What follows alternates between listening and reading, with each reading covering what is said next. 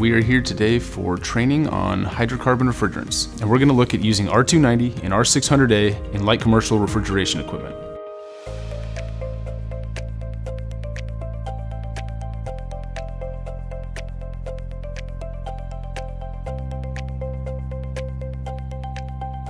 The next thing we'll talk about is compressor changes, and specifically some of the things that are different and the things that are similar about the compressors used for R290 and R600A, and then also with the systems.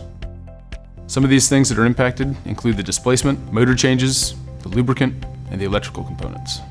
For the compressor displacement, you'll see that R290 is actually very similar to R404 and R134. It's usually a bit bigger compared to R404 and a bit smaller compared to R134.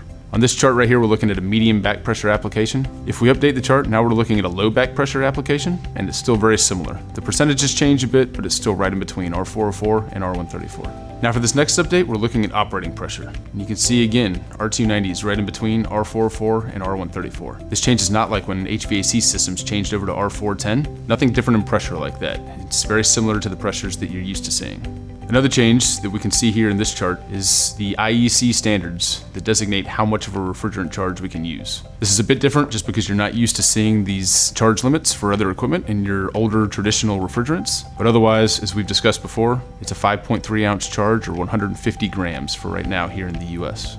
On this chart, you'll see some of the IEC standards for the electrical equipment. So this is for explosive atmospheres and the electrical apparatus in an explosive gas atmosphere. This is where you'll start to see the real changes between an R290 or an R600A system and the systems that we're used to working on out there. What this means is that all of the electrical components inside that system need to be specifically designed to be in a flammable gas atmosphere. So the overload protector that you'll be using now may look a bit different than it did in the past. It just depends on the actual piece of equipment and where that piece of equipment is inside the cabinet.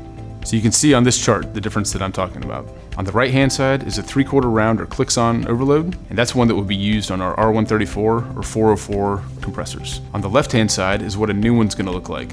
So everything that is potentially spark producing is now enclosed. In the middle we have a 4TM type overload protector, and it was already inherently safe. Just needed to be approved per these IEC standards. Now we're looking at the entire R290 system. So the system is actually quite similar to what it was for your traditional refrigerants. The first change that you'll notice is the R290 warning label that needs to be attached to the compressor to let you know that there's a flammable refrigerant inside the compressor. In the US, we also have a standard that the process tube needs to be red or pink. So you'll either see it painted red or pink, or you'll see a sleeve on it that's going to be red or pink. You can use both of these things to identify immediately upon approaching that equipment that there's a flammable gas inside. The condenser and the evaporator are going to be very similar to what you're used to seeing in a traditional system. The condenser might be a bit smaller to account for the small refrigerant charge, but otherwise very similar. The piping is going to be pretty much the same.